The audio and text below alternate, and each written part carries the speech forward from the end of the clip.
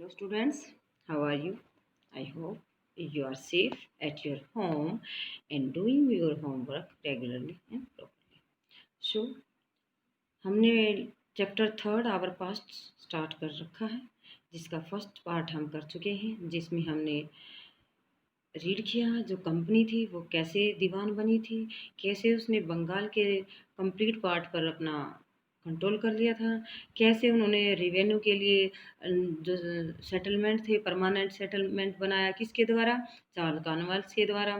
उसमें क्या क्या प्रॉब्लम आई, उन प्रॉब्लम को दूर करने के लिए फिर दूसरा नया सिस्टम बनाया गया जिसको क्या बोला गया था, महलवारी सिस्टम। किसके द्वारा बनाया गया था, हॉल्ट मैकेंजी के द्वारा। कब बनाया गया था, 1822 में। Third is Munro system. Munro system के द्वारा जो सिस्टम लागू किया गया था उसको नाम दिया था Ryotwari system. So all was not well, तो ये सब क्या नहीं था, सही नहीं था। इसके बाद अब हम रीड करेंगे क्रॉप फॉर यूरोप। अब जो फसलें उगाई जाती थी वो किसके लिए उगाई जाने लगी, यूरोप के लिए। अब इंडिया के जो किसान थे वो किसके लिए क्रॉप ग्रो करेंगे, यूरोप के लिए। क्यों, क्योंकि जो ईस्ट इंडिया कंपनी थी वो किसानों पर प्रेशर बना रही थी, दबाव बना रही थी। The British also realise that the countryside could not only yield revenue, यानी कि ब्रिटिश को अब महसूस होने लगा था, रियलाइज हो गया था कि गांव की तरफ से न केवल लगान बल्कि दूसरी अर्निंग करने के, जो पैसा कमाने के हैं, दूसरे अर्निंग करने के तरीके भी हमें ढूंढने चाहिए। It could also grow the crops that Europe required.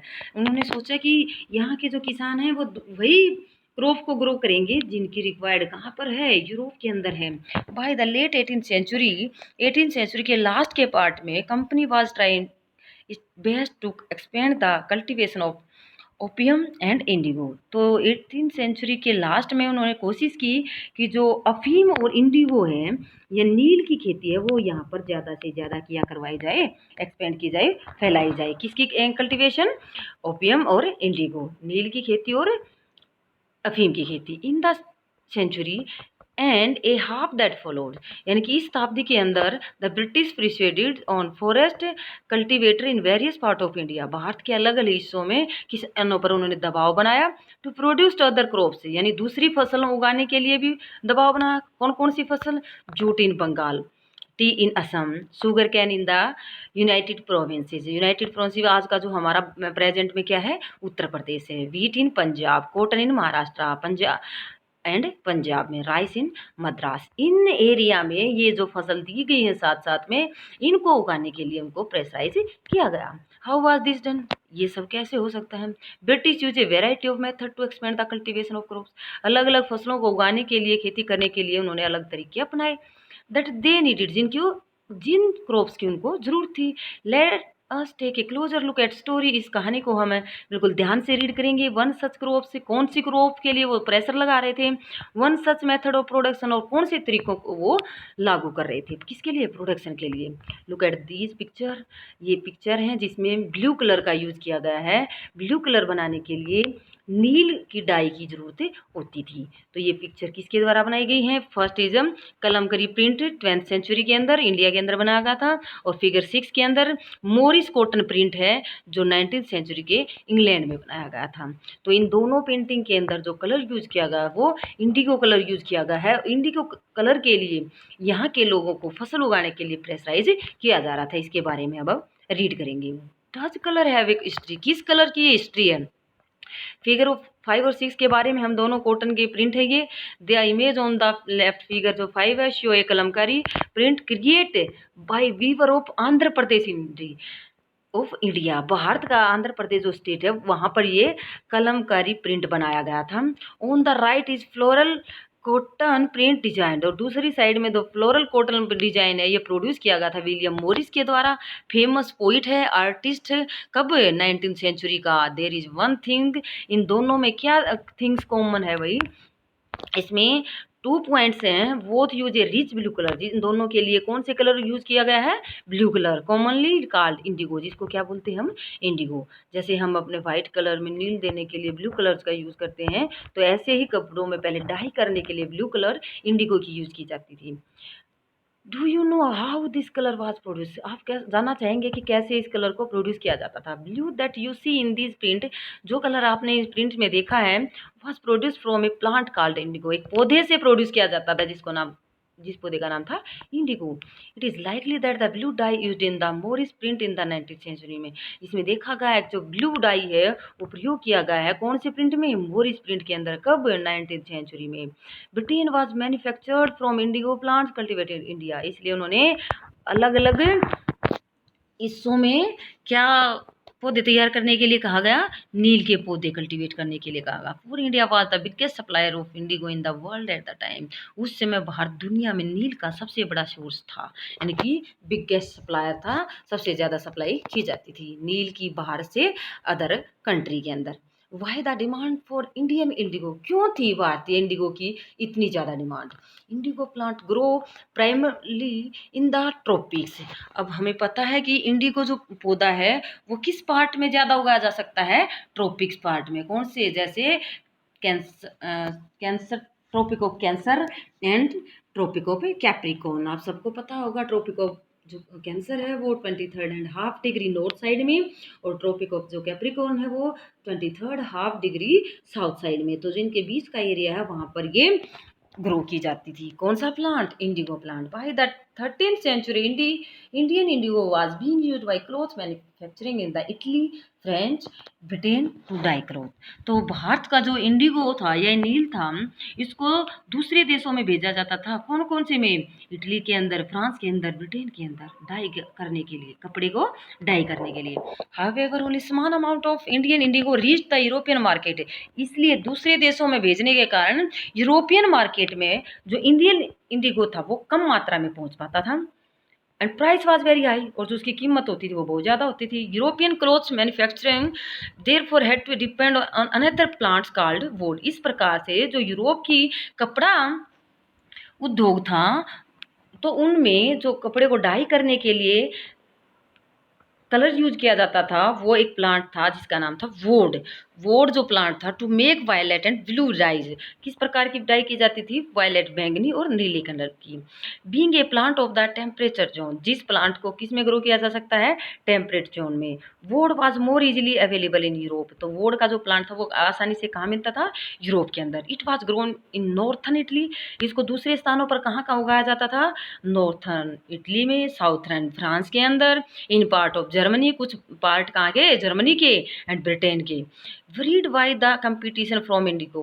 उनको चिंता थी किसकी कंपटीशन की? इंडिगो के कंपटीशन की, क्योंकि वो किस कलर का यूज करते थे? वोड का जो प्लांट था उससे कलर का यूज करते थे, लेकिन जो इंडिगो नील था वो ज़्यादा अच्छा था, तो इसलिए उसके कंपटीशन से ब्रिटिश या यूरोपियन जो मैन्युफैक्चरिंग थे उनको डर लग रहा था। Woad producer in Europe pressurise their government. जो वोड प्रोड्यूसर थे, वोड का उत्पादक करने वाले यूरोपियन थे, जो वो सरकार पर क्या प्रेशराइज कर रहे थे?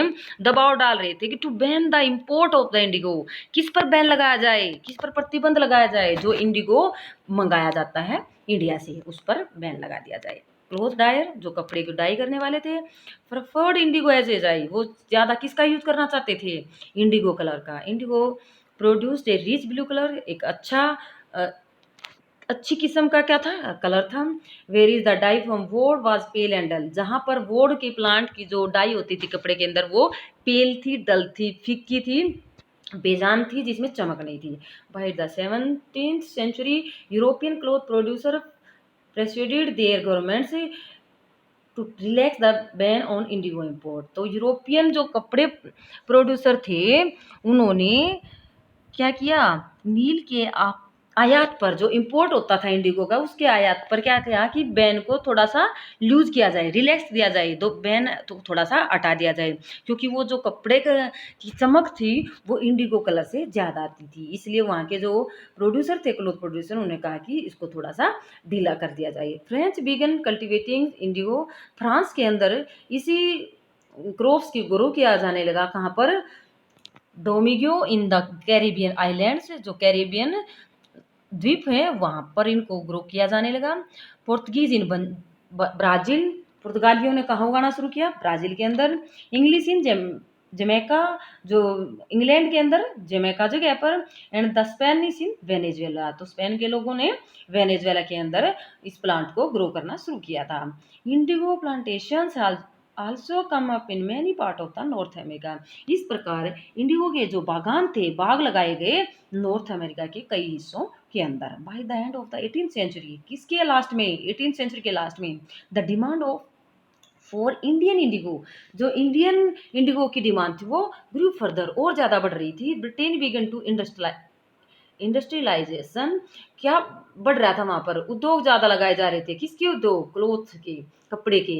It cotton production expanded dramatically, जो कॉटन का प्रोडक्शन था, सूती कपड़े का प्रोडक्शन था, वो ज़्यादा मात्रा में बढ़ाया जा रहा था। Creating an enormous new demand for cloth dye, इसलिए नए कपड़े को डाई करने के लिए वहाँ जो इंडिगो की डिमांड थी वो ज़्यादा बढ़ रही थी। While the demand for Indigo increase, इस प्रकार जो इंडिगो की डिमांड थी वो इंक्रीज हो रही थी। Exciting supply from the West Indies and the America close for a variety of reason, कई कारणों से जो वेस्ट इंडीज से और अमेरिका से सप्लाई होती थी वो रुक चुकी थी, कमी आ चुकी थी उसमें। बिटवीन 1783 से 1789 के बीच में 6 ईयर में इनमें production of the Indigo in the world fail by the half, यानी कि संसार में इसका प्रोडक्शन कितना हो गया था, आधा हो गया था। क्लोथ डायर इन ब्रिटेन, अब जो ब्रिटेन के अंदर कपड़ा रंगने वाले थे, now desperately look for new sources for indigo supply, वो ये सोच रही थी कि कोई नया सोर्सेज खोजा जाए जहाँ से इंडिगो को सप्लाई किया जाए। तो वो कहाँ पर अब उनका ध्यान था, अब ईस्ट इंडिया कंपनी सोच रही थी कि इसका हम इंडिया से ही कुछ प्रबंध करें। From where could this indigo be produce, अब वो कहाँ से नील को प्राप्त करना चाहते थे। ब्रिटेन टर्न टू इंडिया, किसकी तरफ मुड़े वो, भारत की तरफ। Faced with the rising demand for Indigo in Europe, Europe के अंदर बढ़ती हुई इंडिगो की मांग को उन्होंने देखा कि the company in India look for ways to expand the area under indigo cultivation, कि कंपनी के द्वारा, ईस्ट इंडिया कंपनी है जो इंडिया के अंदर, वो नील की खेती बढ़ाने के नए नए तरीके खोजे या ढूंढे। From the last decade of the 18th century, इस प्रकार जो 18th सेंचुरी के लास्ट के डिकेड थे, indigo cultivation in the Bengal expanded rapidly, तेज गति से इसकी खेती को बढ़ावा दिया गया। Bengal indigo came to dominates the world market, Bengal का जो इंडिगो था पूरे वर्ल्ड की मार्केट में ज़्यादा मात्रा में सप्लाई की जाती थी। इन 1788 ओनली अबाउट 30%, ये 1788 में सिर्फ 30% इंडिगो इंपोर्ट की जाती थी दूसरे देशों के अंदर। Britain was from India, India से मंगाता था किसको, इंडिगो को। कौन, ब्रिटेन। कितना percentage, 30%। 1810 the proportions had gone up to 95%, लेकिन 1810 में कितने औसतन हो चुका था ये, 95%। As the indigo trade grew, indigo का जो व्यापार था वो ज़्यादा बढ़ा। कमर्शियल एजेंट्स जो व्यापारिक थे, ऑफिशियल थे, अधिकारी थे of the company, began investigation the indigo production, उन्होंने ज़्यादा इन्वेस्ट करना शुरू कर दिया किस पर, इंडिगो प्रोडक्शन पर, ज़्यादा पैसा लगाना शुरू कर दिया था। Over the year many company official left their job, जो कंपनी के बहुत सारे अधिकारी थे अपनी नौकरी छोड़ना चाह रहे थे, नौकरी छोड़ रहे थे, क्या करने के लिए, look after their Indigo business, अपने इंडिगो के बिजनेस को करने के लिए। Attract by the prospect of high profit, क्योंकि उनको दिखाई दे रहा था इसमें ज़्यादा प्रॉफिट, ज़्यादा लाभ। न्यूमर्स स्कॉटमैन और इंग्लिशमैन कम टू इंडिया, बहुत सारे स्कॉटमैन यानी स्कॉटलैंड के और जो ब्रिटेन से आए हुए थे इंडिया के अंदर, बिकम प्लांटर, क्या बन गए थे, बागान मालिक बन चुके थे। Those who had no money, जिनके पास पैसा नहीं था, टू प्रोड्यूस इंडिगो, इस खेती को उगाने के लिए, could get loan from the company, उनको कंपनी के द्वारा क्या मिल रहा था, लोन मिल रहा था। And bank that were coming up at the time, और उस टाइम पर जो बैंक थे वो बहुत सारा पैसा या लोन दे रहे थे। हाउ वाज इंडिगो कल्टिवेटेड, किस प्रकार जो नील की खेती थी वो कैसे की जाती थी।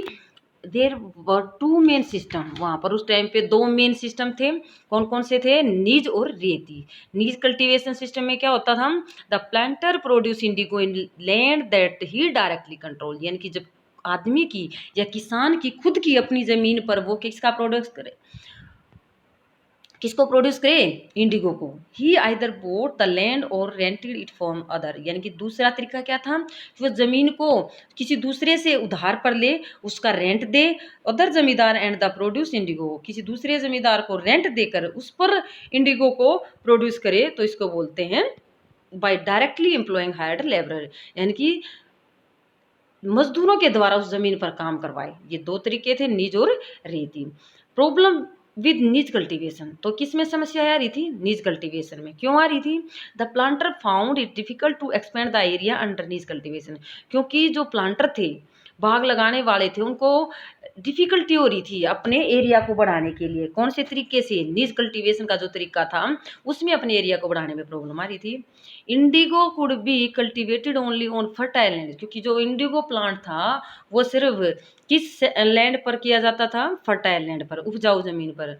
These were all already densely populated, और वहाँ के एरिया पर जो जनसंख्या थी वो भी क्या थी? ज़्यादा थी। Only small plot scattered over the landscape could be acquired, यानी कि उस के लिए थोड़े एरिया, यानी छोटे छोटे खेत के उनके हाथ ही लग पाते थे। ज़्यादा एरिया पर तो जो किसान थे अपनी खुद की ज़रूरत के लिए जो क्रॉप्स थी वो ग्रो करते थे, लेकिन जो छोटे टुकड़े थे उन पर ही क्या करवाना पड़ता था? उनको इंडिगो को प्रोड्यूस करवाना पड़ता था। Planter needed large area in compact block to cultivate indigo in plantation, इस प्रकार बागान मालिकों को एक बड़े एरिया की जरूरत थी। किसके बाग लगाने के लिए? इंडिगो के लिए। Where could they get such land from, इतनी बड़ी जमीन वो कहाँ से लाए? They attempted to lease in the land around the indigo factory, इसलिए उन्होंने लीज पर जमीन को लेना शुरू कर दिया। कहाँ? जो फैक्ट्री के आसपास की लैंड थी उसको। And evict the pheasant from the area, और वहाँ के जो किसान थे उनको वहाँ से हटाया गया था, हटाने का प्रयास किया गया था। But this always lead to conflict and tension, इस प्रकार उन किसानों में उनके बीच में आपस में प्रॉब्लम थी, टकराव होते रहते थे। Nor was labour easy to mobilise, इस प्रकार उनको न तो मजदूर आसानी से मिलते थे। A large plantation required a vast number of hands to operate, इस प्रकार बड़े बागान लगाने के लिए उन्होंने ज़्यादा मात्रा में मजदूरों की जरूरत थी। And labour was needed precisely at time when peasant were usually busy with their rice cultivation, तो मजदूर उनको नहीं मिलते थे क्योंकि किसान जो अपने लिए राइस कल्टीवेशन यानी कि चावल उगाने में बिजी होते थे, तो उस टाइम बागान मालिकों को मजदूर नहीं मिलता था। अब स्लेव या लेबर क्या होता है? A person who is owned by someone else the slave owner, यानी किसी मालिक के द्वारा किसी को खरीद लिया जाता था। A slave had no freedom, उसको स्वतंत्रता नहीं थी। Is compelled to work for his master, यानी अपने मालिक के अकॉर्डिंग उसको काम करना पड़ता था। Nij cultivation large scale also required many ploughs and bullock, nij cultivation के अंदर जो प्रॉब्लम थी, दूसरी पहली प्रॉब्लम तो क्या थी कि जो किसान थी या मजदूर थे वो नहीं मिल पा रहे थे। क्यों? क्योंकि जो मजदूर या किसान थे वो अपनी खुद की राइस कल्टीवेशन में बिजी थे। दूसरी प्रॉब्लम क्या आ रही थी? नीज कल्टीवेशन और लार्ज स्केल पर जो रिक्वायर्ड थी उनको, किसकी? प्लो की और बुल्लक की, बैलों की और हलों की। तो 1 बीघा ऑफ इंडिगो कल्टीवेशन, 1 बीघे के लिए उनको रिक्वायर्ड होती थी 2 प्लोज की, 2 हल की। तो इस प्रकार ए planter with 1000 bighas would need 2000 प्लो, 1000 बीघे के लिए उन्होंने 2000 हलों की जरूरत थी। इन्वेस्टिंग ऑन द परचेज, अगर वो को खरीदने में पैसा लगाते एंड मेंटेनेंस ऑफ प्लोज और हलों की देखभाल में पैसा लगाते तो वहाँ से बिग प्रॉब्लम, उनके लिए एक बड़ी प्रॉब्लम थी। Nor could supply be easily got from the peasant, और आसानी से किसानों से ये हल उनको मिल नहीं रहे थे। तो नोर कुड सप्लाई भी इजीली, आसानी से वो उनको मिल नहीं रहे थे। सीज देयर प्लोज, यानी कि किसान अपने हल उनको दे नहीं रहे थे। Bullock were busy on their rice field, और उनके बैल थे जो हल थे वो कहाँ बिजी थे? उसमें राइस की कल्टीवेशन में। Again exactly at the time that the Indigo planter needed them, और उसी समय पर जिस समय किसान का हल और जो बैल वो बिजी होते थे राइस की खेती करने में, तो उसी समय जो इंडिगो प्लांट वो लगाए जाते थे, और उसी समय प्लांटर को भी प्लोज की और बुल्लक की जरूरत होती थी। अब साइड में हम देखेंगे what mean bigha, a unit of measurement of land की जो एक यूनिट है, इकाई है मापने की, उसको बोलते हैं bigha. Before British rule the size of the area varied, अलग अलग साइज होते थे, लेकिन ब्रिटिश रूल के बाद इसका एक एरिया बनाया गया था तो अबाउट 1/3 ऑफ एन एकड़, 1 एकड़ का 1/3 पार्ट को बीघा बोलते हैं। Till the late 19th century planter were there for reluctant to expand the area under nij cultivation, इस प्रकार 19वीं सदी के लास्ट तक निज खेती के जो एरिया था उसको एक्सपेंड करने के लिए, उसको बढ़ाने के लिए हिचकिचा रहे थे, उनको बढ़ाने में क्या कर रहे थे, हिचकिचा रहे थे। Less than 25% of land producing indigo was under then, इस सिस्टम के द्वारा सिर्फ 25% से कम जमीन पर ही इंडिगो को प्रोड्यूस किया गया था। The rest was under as a alternative mode of cultivation ryoti system, और बाकी जो पार्ट था उस पर रेती सिस्टम लागू था। इस प्रकार आप जो सिस्टम बनाए गए थे, नीच सिस्टम और रेती सिस्टम कैसे था ये समझ गए होंगे। Indigo on the land of रेत, अब जो रेतों की जमीन थी खुद की, उस पर कैसे इंडिगो उगाया जाए, कैसे नील की खेती को उगवाया जाए। Under the रेती systems, the planter forced the rate to sign a contract and agreement. जो रेती सिस्टम था उसके द्वारा, प्लांटर के द्वारा, बागान मालिकों के द्वारा जबरदस्ती किसानों से एक कॉन्ट्रैक्ट पर साइन करवाए गए थे, जिसको सट्टा बोलते हैं। At time they pressurised the village admin to sign the contract on behalf of the ryot. तो इस प्रकार गांव के जो मुखिया थे उस पर दबाव डालकर इस कॉन्ट्रैक्ट पर साइन करवाए जाते थे कि आप किसानों की तरफ से इस पर साइन करो। Those who sign the contract, जो हेडमैन, विलेज हेडमैन इस कॉन्ट्रैक्ट पर साइन कर देता था, उसको कैश एडवांस, उसको पैसे एडवांस में मिल जाते थे फ्रॉम द प्लांटर्स, किसकी तरफ से, प्लांटर बागान मालिकों की तरफ से, लो रेट ऑफ इंटरेस्ट, कम ब्याज पर, क्या उगाने के लिए, produce Indigo. But the loan committed the rate to cultivated indigo on at least 25% of the area under his holding, यानी कि एक कमिटमेंट देनी पड़ती थी किसान की तरफ से कि उसको अपनी जमीन के 25% भाग पर कौन सी फसल को ग्रो करना पड़ेगा, इंडिगो को। The planter provide the seed, जो बागान मालिक थे वो प्रोवाइड करवाते थे, क्या, बीजों को प्रोवाइड करवाते थे।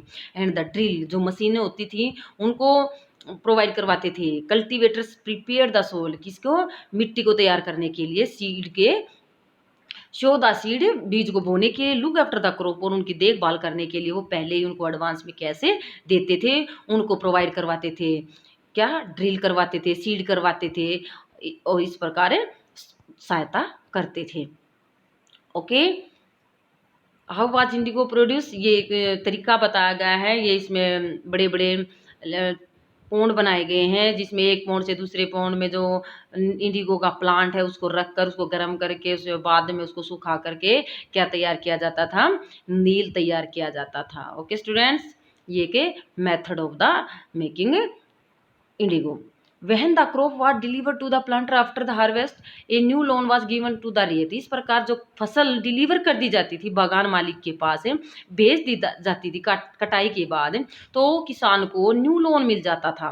And the cycle started all over again, दोबारा से वही चक्कर शुरू हो जाता था कि जैसे पहले लोन मिल गया, फिर उसको बीज मिल गई, इस प्रकार जो साइकिल प्रोसेस थी वो चलती रहती थी। Peasant who were initially tempted by the loan soon realise how hard the system, पहले तो वो इस लोन को लेकर खुश थे, लेकिन बाद में जल्द ही उनको रियलाइज हो गया कि ये सिस्टम बहुत ही हार्श है, यानी कि हानिकारक है। The price they got for the indigo they produced very low and cycle of loan never ended, जो कीमतें थी उनको, इंडिगो की जो कीमत मिलती थी वो बहुत कम होती थी, क्योंकि जो उसको प्रोड्यूस करने में जो लागत लगती थी वो ज़्यादा होती थी, और उनको मिलती क्या थी, कम मिलती थी। और जो लोन का जो साइकिल था वो कभी ख़त्म नहीं होने वाले था। इसी प्रकार का जो एक बार फसल उगाता फिर उसको बेचता, फिर उनको वापस क्या मिल जाता, लोन। इस प्रकार जो लोन का साइकिल था वो ख़त्म नहीं होने वाला था, नेवर एंडेड था।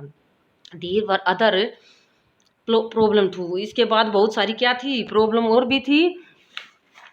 Planter usually instead the indigo be cultivated on the best soil in the which peasant prefer to cultivated rice, क्योंकि उनको जिस जमीन पर क्या उगाना होता था, जिस जमीन पर उनको अपनी जरूरत के लिए राइस उगाना होता था, उसी बेस्ट सोयल पर उनको क्या उगाना पड़ता था, इंडिगो उगाना पड़ता था। Indigo moreover at deep roots and it exhausted the soil rapidly after an indigo harvest the land could not be sown with rice, इसलिए जो इंडिगो की प्लांट की डीप रूट थी, गहरी जड़ी थी, वो क्या करती थी, मिट्टी की फर्टाइलिटी को ख़त्म कर देती थी तो बड़ी तेज़ी से। और इंडिगो हार्वेस्ट, कटाई के बाद लैंड कुड नॉट बी सोन, और ज़मीन नहीं बचती थी किसी दूसरी फसल को उगाने के लिए, उसकी फर्टिलिटी थी बिल्कुल कम हो जाती थी। ओके स्टूडेंट, टुडे आज हम यहीं तक कंप्लीट करते हैं, बाकी नेक्स्ट पार्ट में नेक्स्ट करेंगे। Okay students.